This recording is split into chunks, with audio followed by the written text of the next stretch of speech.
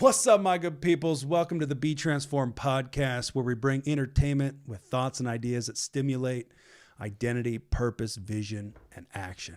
I am James Anderson. With me is Kyle Enterman and Logan Eaton. My good bros, what's cracking? Hey. Thanks for having us again. Welcome to be here. Really glad to be here again. Tim Brokaw. Yeah. Great opportunity. I'm really welcome to be here, too. I'm really happy to be here, too. You're welcome and happy. And I'm happy that you're welcome. Thank you. Nice. Well, today I thought we'd talk about getting sold. Getting sold on who you are, why you are, and your ability in God. When we talk about getting sold, I mean, what does that make you guys think about? Getting sold on who you are. Got that one, Logan? The first thing that popped into my head was just a fruit stand. Fruit stand. Yeah. Maybe that has parallels. I don't know. What kind of fruit is in it? I just saw the fruit, maybe a tomato. In a fruit stand. I just saw, yeah. Is it tomato a fruit? There's a widespread cultural phenomenon. There's hypocrisy a lot of about science. this constantly. A lot of science out there. It's like an avocado. Is an avocado a fruit or a vegetable? I don't know, but they're really good. I don't know that. Yeah. The soft stuff on those Avocados things. or tomatoes? I like avocados. Tomatoes are all right. So you're talking about being sold On who you are. who you are. Yeah, and your vision, your purpose, identity. Yeah. Like, Having confidence in yourself. yeah, enough to take action Right. on what you see, on who you are, even if nobody else is going with you. I can relate to that. Can you relate to that? Yeah. Yeah. In what arena? How do you relate to that? Give it to us. So can we just talk about the fruit stand? Like a metaphor? Yeah, I don't know. I guess. So yeah, sometimes I guess I've realized in people that I know, I when I'm communicating things that I want to do or things that I'm thinking about, and it just doesn't click with them. So you feel like you're, I don't know. You can feel lonely sometimes if nobody's kind of understanding what you want to do or where you're going. And so, yeah, I think selling yourself has to do a lot. For me, the first thing that comes to mind is confidence, just having confidence in yourself, because you can't sell yourself unless you're confident in who you are and what you're actually selling. Because nobody ever buys from somebody that's not sure what they're selling. Wow. I think this works. Is that a tomato or is it an avocado? Well, They sir, I do. think I found this in the... And then they realize they've been tricked. this is organic. Yeah. Found it in the dumpster. confidence. That's what I think about. And sometimes it's lonely if you're doing crazy stuff. Do you feel lonely? I don't. Oh. Sometimes before I have. Nice. Just depends on how crazy you are. It's okay. Crazy can be a good thing, you know? Takes some craziness to do big things sometimes. Yeah, sure. Make the moves. And if people aren't on the same mental wavelength, sometimes it's just like people just don't understand, or you just can't connect with some people sometimes. Yeah, I get that. So sometimes selling yourself can be hard, I think. Selling yourself on yourself Sure. or selling yourself to somebody else? Both? Both. Yeah. Yeah. So this concept of being sold is one I was thinking about with David and Goliath, but in particular, the conversation that David had with King Saul. So on a whole, Israel and the Philistines were kind of camped out in front of each other for 40 days. And every day Goliath would come out. He's 9 feet tall, big and ugly. And he'd come out and he's like, just send one person over here, to fight me. And then if he wins, you guys win. If we win, we win, whatever. Well, nobody showed up, right? Nobody would step up to the line. In fact, every day he would come out, he would approach the Israel's army's battle line, and they would kind of run in terror. And so for 40 days, this has been going on. All right, well, David gets sent because his brothers are there. His dad sends him with some provisions and some stuff for their commanders and whatever. And so David shows up and is talking to his brothers. This Philistine comes out. Goliath comes out, gives his same old pitch, and, the people are running in terror. and David's like, what's happening? And so at the same time, he hears these people behind him. They're talking about, he's like, man, you guys know about, what the king's going to do for the guy who will kill him? He's like, he's going to give him wealth. He's going to make his family tax exempt. And I'm Logan's feeling that one. I've never paid taxes. Yeah. And you get the king's daughter. Interesting. So David, hearing that, seeing the Philistine, is like, who the frick does this guy think he is? This uncircumcised Philistine, that he would defy the armies of God.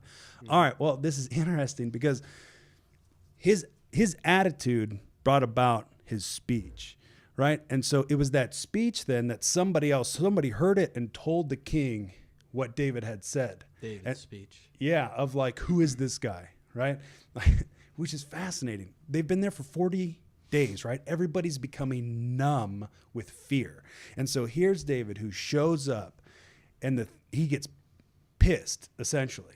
And so he gets brought to the king, which is fascinating because that means that there's nobody else there with that kind of mentality or attitude. All right, so David gets brought to the king, and David speaks first, and he says, don't let anybody lose heart anymore. He says, I will go and kill this guy. And so, you just think about this process of being sold on who you are, why you are, and your ability in God. So here's David, this young boy who came to bring his brother's food, sees this 9-foot warrior come out where all the men are like cowering in fear in Israel. And he sees this guy, and he's like, who the frick does this guy think he is? All right. So he approaches Saul, says, dude, nobody panic. I got this. Saul says, dude, there's no way. You're a little child. He says, this man has been a warrior since he was a child, right? So Saul just flat out says, you can't do it. So it's at this point, right, where you got to be sold. You got to be sold on what you can do, because he just says, I have the solution. Saul says, no, you don't. David says, let me tell you a story. Right? He says, so he's pulling on his past experiences. He says, no. Look, I'm a shepherd. I watch my father's sheep. And when a bear and a lion would come, take a sheep and run off with it, I went, grabbed the sheep from its mouth. Then the animal turned on me. I grabbed it by the hair and struck it and killed it. Jeez. I mean, you think about even that process of taking a small sheep out of the mouth of a bear or lion. I mean, you're right up in the grill. And then for that thing to turn on you, I mean, you're in very close proximity. He grabs it by the hair, like on its head. I'm imagining it anyways. He grabs it by the hair, which means danger close, right? Right. He strikes it and kills it. And he says, God who delivered me from the paw of the bear and the lion will also deliver me from this Philistine. I like that. So he's kind of pulling on those past experiences of being like showing his strength in those regards. Yeah. Cool. Yeah. But just this concept, right, is one, he has these past experiences, but it's these past experiences that causes him these experiences of taking action. Even when nobody else was around. I mean, you could think about the value of a sheep and then the value of David. He's out there watching his father's sheep. I mean, is your father more concerned about the one sheep getting carried off by a bear, or is he more concerned about you? But David, with responsibility and apparently ditching fear altogether, goes and grabs a sheep out of the animal's mouth. Yeah, so, I mean, when you guys think about that story, I mean, what is that? Does that do anything for you? Is there some relatability or some oomph that comes out of that? Well, for me, I mean, it's like, wow, that kid had some cojones. Yeah, you know? some gonads. Yeah, I mean, Jeez. Yeah, I think looking at some of the past experience I had, like, thinking of situations where I've come really close to, like, being a lot worse off than I could have been, and I like had the strength and got through those situations, even to become stronger, learning through them.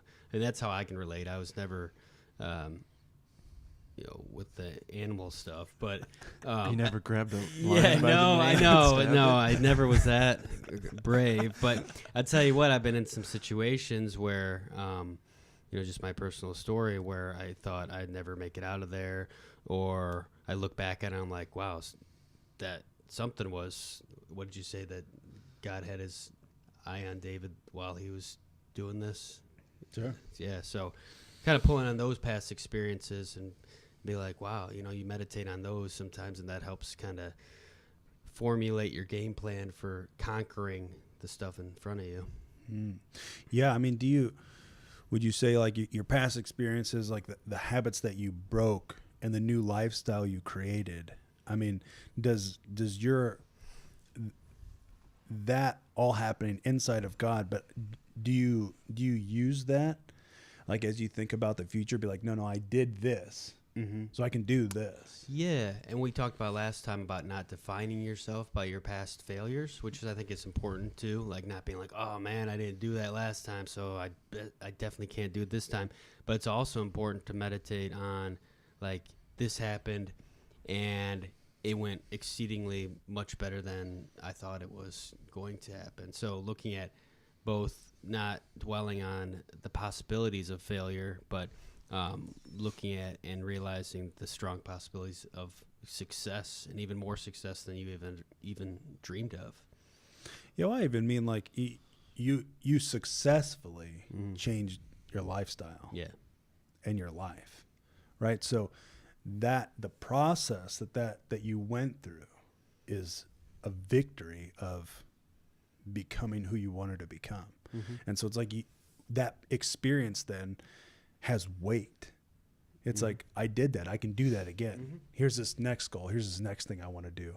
And I can do that because of, and you say, no, and here's proof where I've done it before. proof. Yeah. That's where you use that over the past experiences Over of the past failure, experience, of this and that. Yeah. Yeah. What do you think, Logan? Yeah, I agree with all that. I know I could probably pick out some times where it's the same thing. You go through some stuff, learn from it, get better at it, and you can take on more stuff. But I think what popped into my head was like, so we've all been through stuff like that that's prepared us for different stuff and taking on more different things. And I think it's interesting that Dave. I think if like a year ago or 2 years ago, I would have thought that was like pride. If somebody questioned my ability to do something, I would have thought, well, bringing up my past experiences and victories would be pride. But I think we just skew pride with so many different things, and it's like David was okay with saying, no, wait, right. I've done this before. I've done worse than this. Like even being even talking to someone in maximum authority like Saul. David still had the confidence to be like, no, you're wrong. I've done this before. I've done worse than this. Let me do this.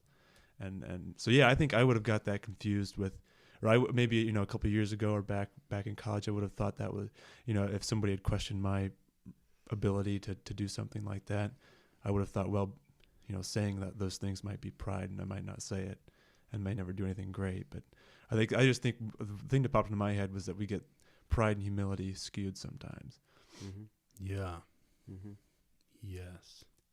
What do you, well, do you have like if you had to define what is actually pride and what is pride not?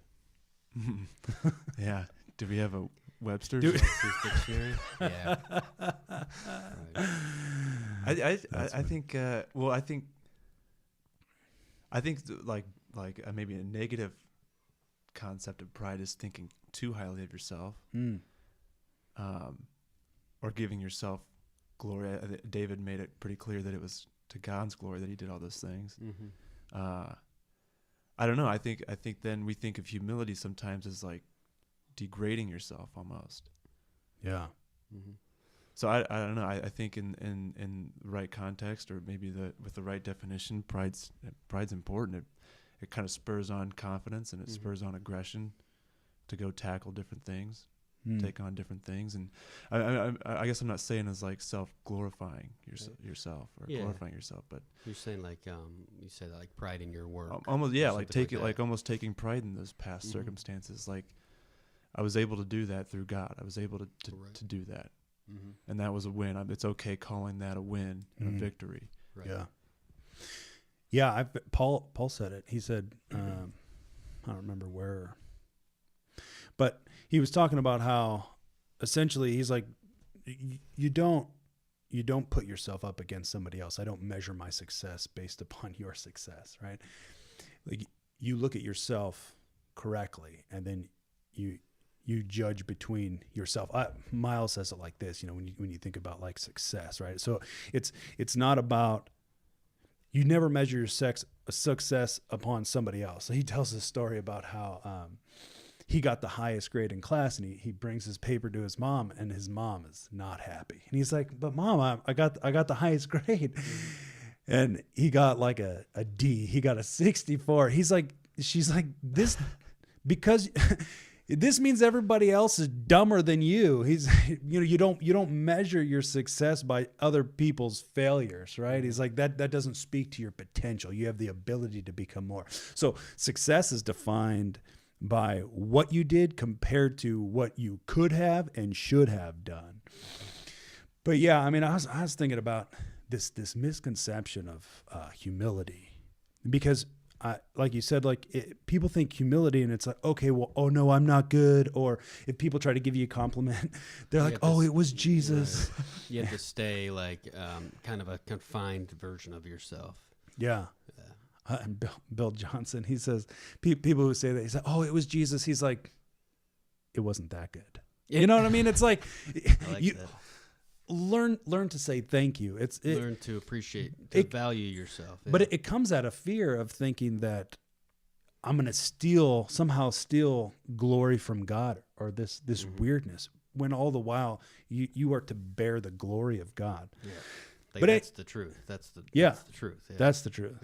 Yeah. Amen. So, I mean, you think about love and you think about humility, dude, you have to be somebody who has identity to be humble. If we're having a conversation and somebody's talking and they're like a total D-bag. Yeah. Thank you. Yeah. Just someone you don't like. Well, but if they're like full of themselves and they're trying to say, oh, I'm better at this, and you're like, inside you're like, why am I sitting with this guy? Right. Well, it's like, who is this guy? You can recognize, dude, you're young and you're immature, but so humility would be not smashing that guy, with the truth of, dude, let me show you what you actually look like in the mirror. Like, that's humility, but you have the ability to see the situation correctly because you have identity, right? Because you're secure in who you are. If you want to love your neighbor as yourself, or love and bless your enemy, you have to be secure in who you are. You can't be thinking you suck and you're weak and life is hard, right? You can't do those things and progress. So anyway, humility, if humility was in the middle, like if it was a scale and you had the two extremes on the outside. So if you had humility, then you had like arrogance, and then you on the other extreme would be identity crisis and insecurity. So it's like, yeah, I think so we become so afraid of arrogance that we lean towards identity crisis and insecurity, but that's masquerading as humility, and that junk isn't okay, because like you said, it's like thinking highly of yourself is not arrogance. It's thinking too low of other people. That's arrogance. There's value in understanding who you are and being able to look at other people for who they are and not judge yourself accordingly or look down on yourself because of their standing. Yeah. But you think about David, I mean, you can't have that kind of attitude and live in self-doubt. You're not going up there, no, look, I killed the bear, I killed the lion, I'm going to kill this guy. He said, God will deliver me. But this is interesting. He said, the Lord delivered me from the bear and the lion, and he'll deliver me from this Philistine. For God to deliver him, he has to put himself in the situation. And he has to use his abilities to go kill this guy. He just believes that he will have the victory. Well, he believes it, and the proof of belief is his action. Because not only does he sell himself on like, no, I'm going to go do this. Then he goes and does it. But what else is interesting is, so Saul says, all right, go and let the Lord be with you. Then Saul puts his body armor on David, right? And he's got the helmet and it's like this stuff, he's just a kid and he's wearing all this stuff. It's all heavy. But I don't know if it's just because the dude lives by himself, lives with sheep all day long. Like he just doesn't have this insecurity or this, he's not confused about who he is, right? Which you can sometimes is the thing that's fostered when you're around these big groups, right? He wasn't confused at who he was. So he put on all this stuff, which made him look legit. He looked like a legitimate warrior, but he's like, no, man, I can't move in this stuff. I need to move. I know what I'm capable of. So it's just interesting how he knew who he was and he knew what he needed to do what he said he could do. And it was not to look like this, like the typical warrior looked like, which I thought was interesting. Yeah. So he says he's going to go do it, and then he goes and does it, right? He gets a stone, slings it at him, sinks into his head, Goliath falls down. Then David runs at Goliath, grabs a sword, cuts his head off, then picks up his head. And he said after he left, he delivered the head to Jerusalem, like a pizza. Wow. Yeah. He went above and beyond. He went above and beyond. Here's it blows my mind, right? So for one, I don't understand why Israel let Goliath dictate their terms, right? Goliath came out and he was like, hey, give me one man, and I'll kill him. Why didn't Saul and the army just go kill him and kill everybody else? Like, why are you letting the enemy dictate your terms, right? Like, you don't have to do that. But two, it's like if David didn't show up, I mean, how long would those guys have been there? Just sitting there. Yeah. Right. In the fear you talked about. Yeah. Forever. Until somebody showed up who knew who they were, knew who God was like, there's no way this guy should stand in opposition against God and his people. I'm going to go get this guy. So David had the identity with who he was in God, and then he made the actions based upon his confidence in God and looking at his prior things that he amply accomplished. Yes. Yeah. Cool. No, that's cool. Yeah, so when you think about getting sold on who you are, why you are, and what you're capable of, right? Your potential. Like, how do you get sold? Like, what do you guys do? You guys both have visions and dreams of taking action. Like, what are you guys doing to keep yourselves moving forward, to keep the belief cooking? Even while you're still just working it out, trying to figure it out, but you're still like, no, I'm gonna friggin' get it. What do you guys do?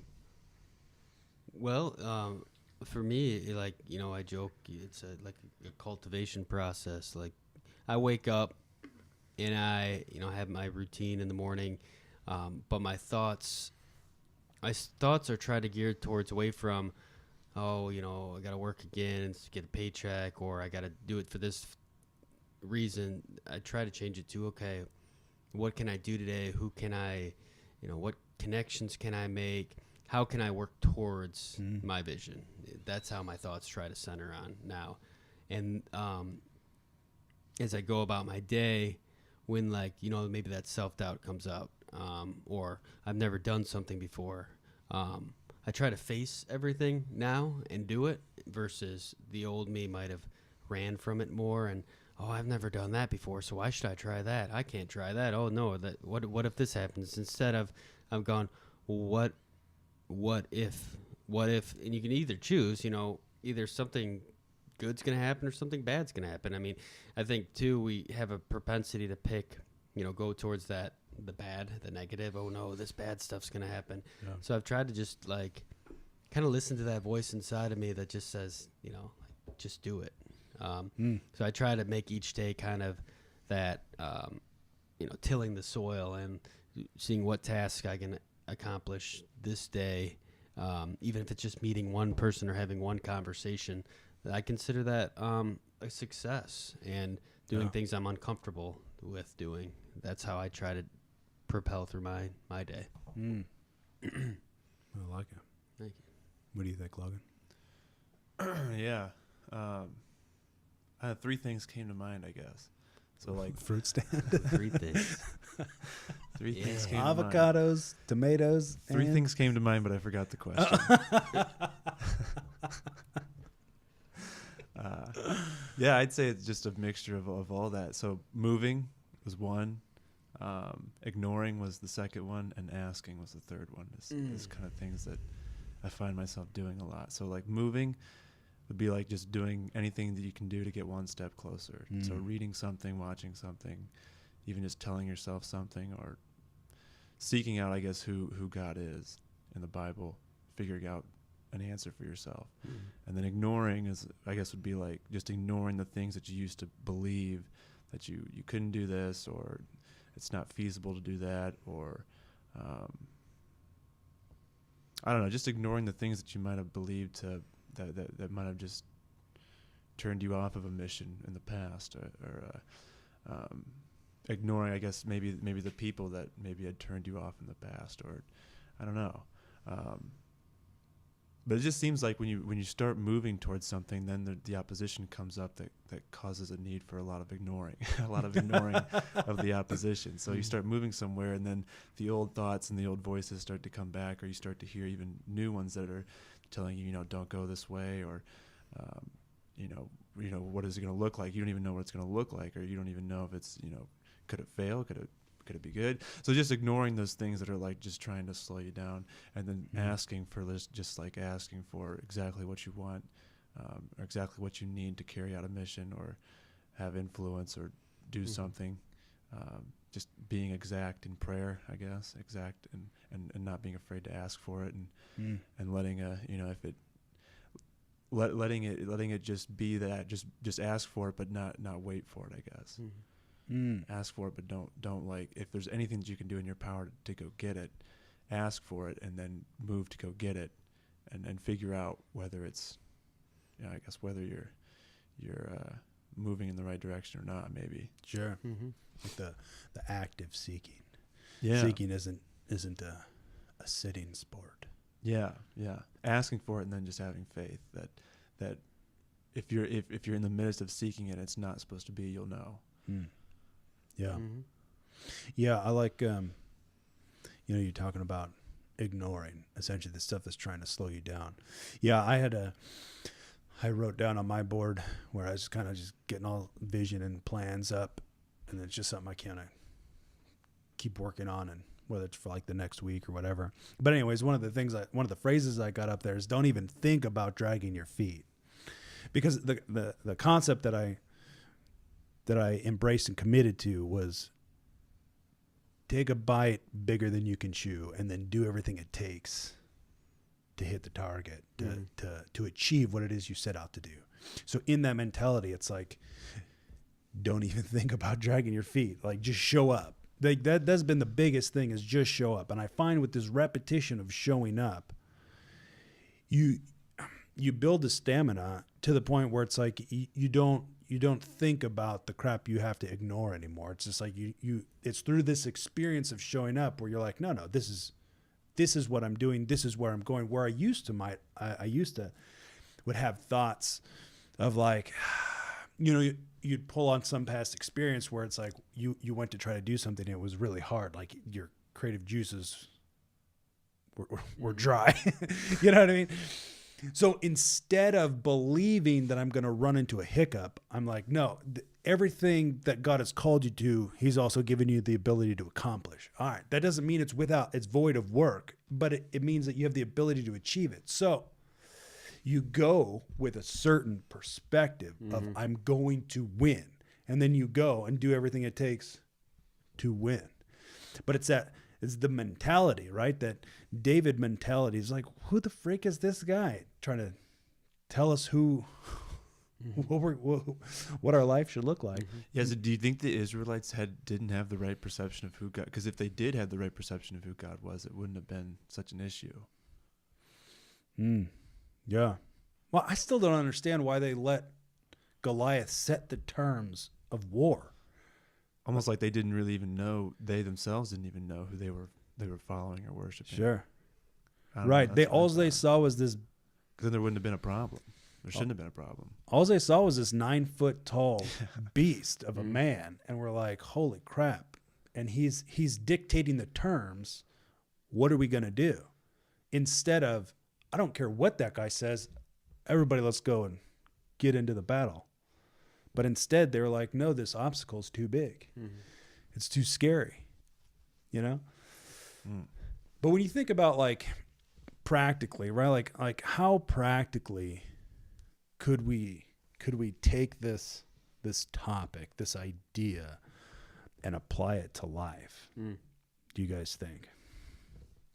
Very much practically. Very much practical. Yeah. Well, I mean, so you're thinking about David, and then you're visualizing that with the 40 people behind him, just kind of, in fear of, oh, we can't do this, blah, blah, blah. And,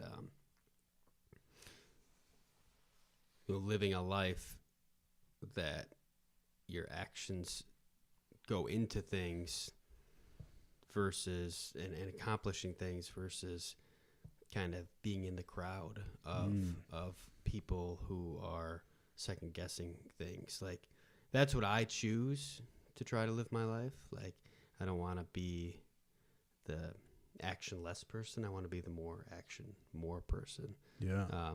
So I kind of use that when I see that, because I at least I notice it. I'll go into crowds, or I'll even at my job. It's people are they doubt. They second guess themselves. They might ask me questions, and you can see doubt in people sometimes, and I label that, and I'm able to, I don't know, for myself, it's just, sure, I have doubt, but I do the opposite action of, I do the actions that get me out of that, or I'm going to learn something from it. I'm going to learn something. So that's the kind of attitude I go into it.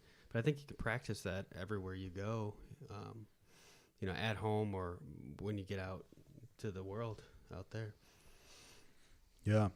Yeah. So when you think about maybe even somebody in the Israelite army, like, how do you go from somebody who's standing there in the crowd scared with everybody else to somebody who says, this is stupid. What why are we standing here? Yeah. Like, let's go freaking do something. Yeah. How do you become that guy? How do you become the guy that says, let's go do something? Yeah. I think Make that fruit stand. yeah. Start throwing some tomatoes. Yeah. How do you go from being the Israelite that's scared to being David that wants to get after it? Yeah. I think David probably had a lot of days out there where he was tending some sheep and ready to get after something, ready to, I don't know. And I think coming in and maybe seeing an opportunity. I think it just, it takes, you can't be afraid of responsibility or accountability. Ooh. Like, it's going to take some effort to go step out and attack this guy. Yeah. It's going to take it's going to take faith bigger than just waking up and being a normal soldier like we were doing yesterday before this battle started.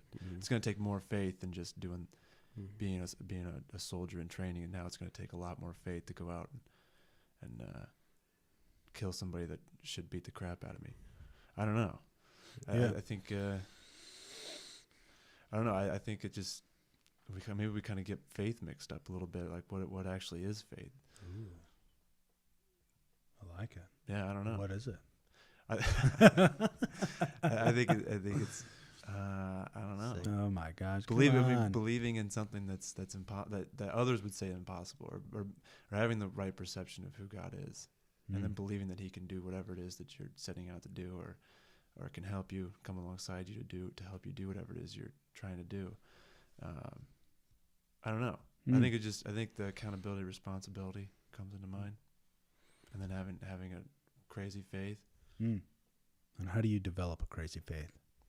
You just get sick and tired of not having faith, not just getting steamrolled, being in the background, and the self-degradation, the loser mentality, The old degradation. I think you just get tired of being in the. I don't know. You get fed up with being in the background, maybe, or I don't know. What do you guys think? Sounds like I'm just. Well, I think when the I know change or pain can be a big motivator, and pain comes in different ways. Emotionally, physically. And when you get, like you said, tired of just sitting around on the sidelines, it's almost like death doesn't matter at that point. Watching stuff happen while you're in your head thinking about the things you want to do. Like, I don't care if this kills me. Yeah, it's just this isn't right.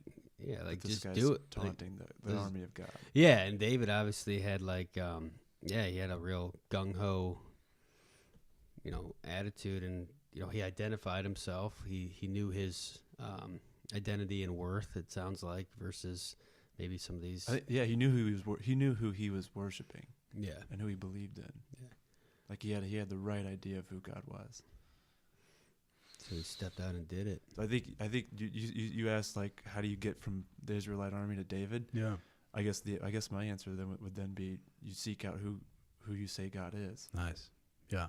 Yeah. So I mean, I think you guys, you definitely hit on it with one perspective. One perspective, which is a reality, is where you hit rock bottom. And it's like, from that rock bottom, then it's like, okay, it got so bad that I need to change. And that is absolutely one way that brings about change. But another way is being able to recognize it, but then take action on the way you're thinking, the way you're acting, right? And so you're talking about faith, growing in faith, and having this ridiculously epic, like unreasonable amounts of faith. Yeah, and I don't want to say like we need more faith in that point. I didn't want to give that impression either. Like, it's almost like do you ask for more faith in that situation, or do you just believe what you believe? So faith comes from hearing, and that of the Word of God, right? So you're talking about like pursuing the knowledge of who God is, right, in the Bible. Okay, so this is how you discover who God actually is, what He said He is, what He said we are. All right, so now this knowledge then brings about faith. It brings about the ability to believe in what He said. Now, belief is proved through action. So belief is something that you conform to, right? So it affects your perspective, the way you view life, the way you view yourself as situation, circumstance, right? This view then affects your priorities in life, what you think is most valuable. It affects your decisions, what you actually choose to do. So then it affects your actions and then your results. All right, so all these things, this is belief. It's when you conform to what God says about you. It's then your actions then are proof of what you actually believe. So like you said, it's not that like you need to, get FedEx this. Or pray for more faith.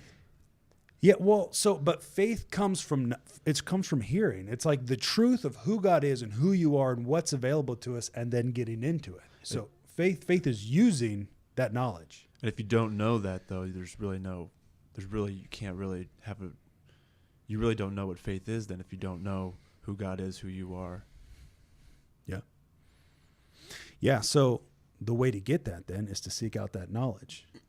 So knowledge plus application equals experience, right? So I wrote an article about this February 1st, if you guys want to check it out. Daily cultivation on teambetransformed.com.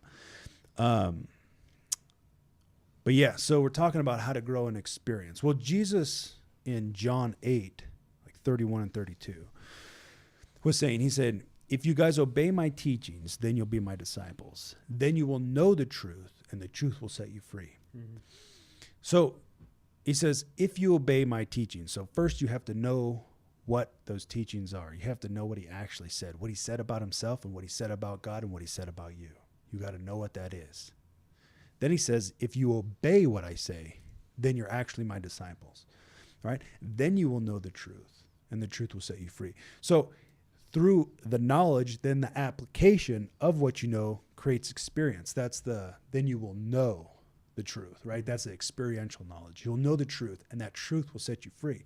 Because as you apply the truth, you have faith, you take action upon what God actually said. So if you're justified, who I am, who God is, apart from what everything else looks like and what everybody else says, this is what God said he is and what I am. And I'm going to live my life based upon that. Mm-hmm. It's in that you gain experience. It's in that you have encounters. It's in that in that repetition, right? So you have knowledge plus application, which creates experience. You take that experience and you add more knowledge, or you review your knowledge, and now you have greater understanding. And this is how you become mature and grow in skill. So a way to grow in faith, a way to become somebody who starts to hold ideas that are bigger than what they see around them, is by getting into the truth. Mm-hmm. It's by getting into these things that talk about action, that talk about people who have done things that were absolutely crazy, that everybody said, dude, you're a freaking moron. And no, because it's like, you think about anybody, the people who made the light bulb, electricity, going to the there's moon. Some good stories about all that stuff. You know what I mean? Like, you guys are crazy. Yeah. Yeah. It was crazy. Yeah, it was crazy to make an airplane. Yeah. But they did. They did it. Yeah. Absolutely. Because we get these thoughts, right? Like we were talking about those, like last time we were talking about, we get the thoughts, and then it can be without the truth. I've learned those can be smashed. You know, you can get that automatic, nope, I can't do that. Now I'm more trying to cultivate, why the heck couldn't I do something like that? Because, you know, like I said, I don't want to just live and just exist. You know, you can just exist. Sure, you can exist, but why not thrive, you know? But that does, going back, that requires that fundamental truth and knowledge that I've been cultivating over the last probably year more than any time. Yeah, but the word cultivation is the key, right? So it's like a word God speaks to you is full of potential. It's like a seed. What something starts out as is not all that it's created to be. So as you continue to think about it, you meditate, you marinate on it, right? You're it's in your imagination. You're picturing yourself with it. It's these things that truth begins to take root inside of your guts. And this is how you start becoming transformed by the renewing of your mind. You're taking that knowledge and applying it. And you're becoming somebody totally different from somebody who just stands around with everybody else wondering like, what the? Like, yeah, this is what we do. We run and hide in fear. Like, that's what we do. And David shows up and like, who is this guy? I'm gonna go kill this guy real quick. You guys just stay here, right? He just shows up and says, guys, I got this. But so when you think about David's life, you know, you touched on responsibility. And I think that's something David had, right? He had a job where he was out working with the sheep. So he did what he was called to do. He was out there, he was working it. In that, he grew in experience because he was taking action. You get into the uncomfortable, which causes you to become. So that then, when you get into these situations, you're just like, your perspective is already set correctly. So when you come into a group of other people who don't really know who they are, don't know who God is, you come in, you're like, why are you guys just standing here acting like this? You know, but you come and you start being somebody who brings about change. Mm-hmm. That's what happens when you have identity, purpose, and vision. Mm-hmm. This is the importance of getting sold on who you are and why you are. Because, you know, like you were talking about earlier, Logan, about like thinking that would be pride. If to think about yourself holding that much value where you could make that much change. But if you think that it's illegal or a sin to think those thoughts of yourself, then you're never going to dream these dreams. You're never going to do these things that have massive change and massive impact. Mm-hmm. But then what? It's just because then you just start thinking about it. So, well, then what's the point of life?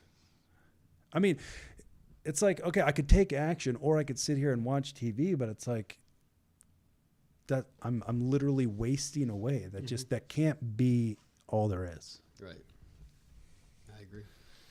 Doesn't take a lot of faith to exist. Just it takes a lot of faith to thrive, though. I think. Yeah. That's what. Yeah. You saying that sparked that. The tomatoes. Who? No, Kyle. Oh, I said something. That's good. Ooh, boy. Good. You said something about 20 minutes ago, and it just popped in. Okay. Good. Yep. Well, faith without works is dead, right? Yeah, that's Yeah. Support me on that. Yeah. Got to do it. Yeah. Got to do the works. agree. Got to do the works. Mm. You know. Yeah. So I think for just a couple practicals before we head out. You think about, okay, so changing the way you think, like in terms of like being in an environment where just even your own thoughts and your own perception of yourself is kind of like that. I just kind of let life happen instead of somebody who makes life happen or creates life in the environment. I think a couple things to get into. I totally lost my train of thought.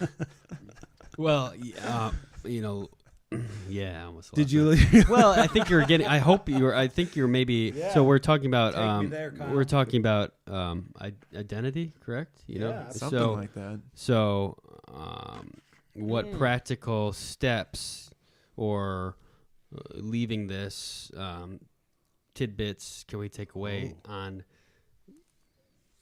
forming that God identity that we're all are capable of having, that we might not know exactly where to start with or something. Yeah. Well, I was thinking if there's stuff in your life where you complain about it, like you think about it and it's stuff that you got to do, or it's just a part of your life where you're like, oh my gosh, right? Like everybody complains about it and whines about it. Yeah. But what if you change the way you thought about it? Yeah. And we're like, instead of that being something that destroys me, I'm going to destroy it. Like I have the ability to get after it and stay sane at the same time. Right? Like I just even for me, there was the stuff I was getting into and I was like, man, I can't picture this as being something that's like an anchor that slows me down or drags me. I got to think about this as something that propels me forward. And it was that shift of thinking that totally changed, it changes my perception as I take action and continue to take action. I was like, no, this is something that propels me. It's going to propel me. It's going to propel me. Now it's all about the possibilities. It's about the purpose why you do it. Instead of being something that like, oh my gosh, this sucks. You're like, I can't believe I still have to do this, or I hate doing this, or you just keep picturing yourself failing. You can't differentiate that unless you know what you're going towards, though, right? Well, so knowledge brings about awareness. So hearing this is knowledge, right? This is going to start creating awareness where like there's already something, that sparks in your mind of like, oh my gosh, that's something that like I don't want to do. But what if you did it anyways? Like you were talking about like, oh, that's uncomfortable, but I'm going to do it anyway. Right? Like somebody was talking about how it's like, if you had to make a sales call or make, or like customer complaint or whatever, he's like, he would just jump right on it.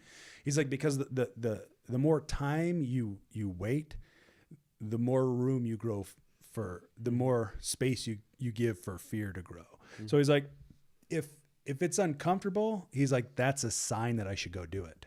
Like if I'm scared, I'm gonna go do it right now. Like I'm not gonna give it any time. But it's just that being okay, understanding that it's okay and actually vital to get into the stuff and lean into the stuff that's uncomfortable.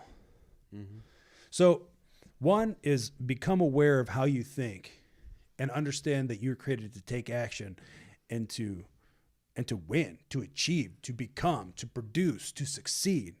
So view everything you do with that perspective. And then two, I think, is get into the truth. You need to continue to cultivate. You need to create an environment, this is what All Day I Keep It Cultivated is all about. It's an environment that stimulates wholesome thinking, that produces thoughts of vision, purpose, identity, and taking action. It's this environment that you continue to put yourself in. You put all this information in front of you, you just keep hearing it, and it just stimulates these ideas, right? So now you're thinking of the future instead of dreading tomorrow. or just thinking about the past. But now you've got this thing that you're thinking about, all because you started to create an environment for yourself that produced thoughts that were bigger than your circumstance. Mm-hmm. Yeah.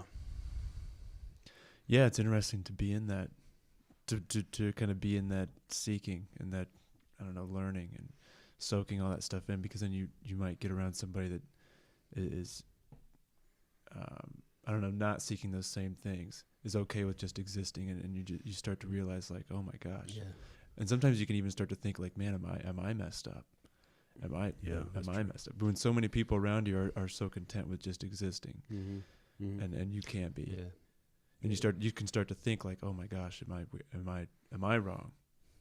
Yeah, I get what you're saying there. Yeah, too.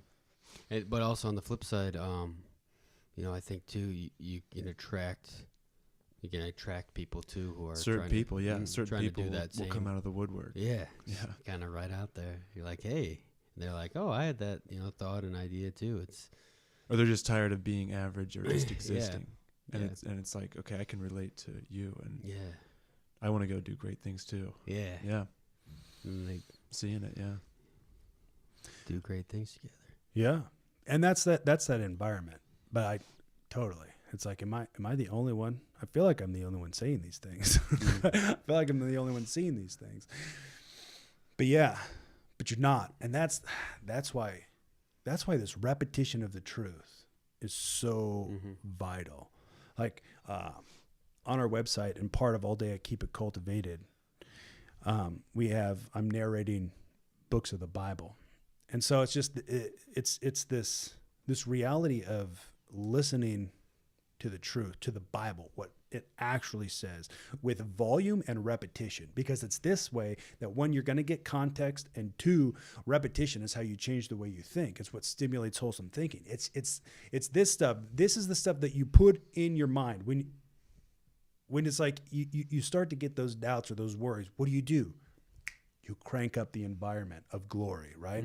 You start thinking, oh man, maybe I'm dumb. Maybe I'm wrong. No, you turn it on, man. You go, this is why All Day I Keep It Cultivated exists, right? We got daily articles, videos, podcasts, and the narrated audio Bible. Maybe a band someday. Logan's going to start singing right now on his fruit stand. But it's this environment that you keep, because you need to get around like-minded people. And you need to talk about the things that you're planning on doing and the things that you're actually doing, right? You want to spur one another on to action, not just talk, but action. Yeah. But it's all part of the process. But it's that you want to be real intentional about your environment. Mm-hmm. Yeah. Because your environment is what you feed off of and are nourished by this environment that you keep on a habitual basis. So, I mean, your self-talk, the thoughts you think, the feelings you feel. You want to make sure that you're thinking about the things, feeling the way you want to feel, thinking about the things you want to think, so that your mind and your body are all going in the same direction. Instead of you thinking, okay, well, I want to do this, but then you're like, I don't think that's possible, right? You're getting pulled in two different directions. Yeah, yeah. I think it's too important also, like, for people listening to this, because can be a very, when you're in a conversation with a group of people, we all know how to make small talk, and but I'm in the mindset of, like, let's talk about some, like, meaningful stuff. Let's talk about where you're going and how to get there. And I know when you're around those people who maybe don't have the same interests or aren't going that same direction, it's like, it's kind of draining. It's like, hey man, like, you're thinking all these. So I think it's important for people who might be, like, listening or have this, to, like, know that there are people out there and who want to cultivate this stuff. You just gotta, like, look for them and be that person who stands out, like David, like, and be like, look, let's not just chat, let's do something about it, Yeah. So, because it's no easier way to get up in your head and have those self-doubts, like, maybe I'm the the weird one because I'm thinking of doing these things, but no one else wants to. It's like, no, like, go do that stuff. Step outside your comfort zone. So, yeah. Yeah. No, that's awesome. Yeah. Get sold on who you are in God, and then go kill some mother freaking giants Whoa. on purpose. Yeah, slice their heads off. Come on, Put them on a platter. deliver it like a Daddy's pizza. hungry. And a lot of people ended up following him. Did they? David, right? Or the head of Goliath. No, David, yeah. David, yeah. Yeah, he became King king. of Israel. You bring it- Yeah. Yeah. Wow. That's a good part to know too. Yeah. Cool. Yeah. Yeah. Yeah. My good peoples, that is us. Make sure you check us out at teambetransformed.com. Check out All Day I Keep It Cultivated. Get in the movement. We are a people who live on purpose. Change the way you think, change your life. Peace. BT. Guys, thanks so much for sticking around. If you're new to Be Transformed, make sure you subscribe and then hit us up at teambetransformed.com where you can find everything you need to live a life that says all day I keep it cultivated. If you're not sure what that is, make sure you check out the video and then join the movement. Until next time.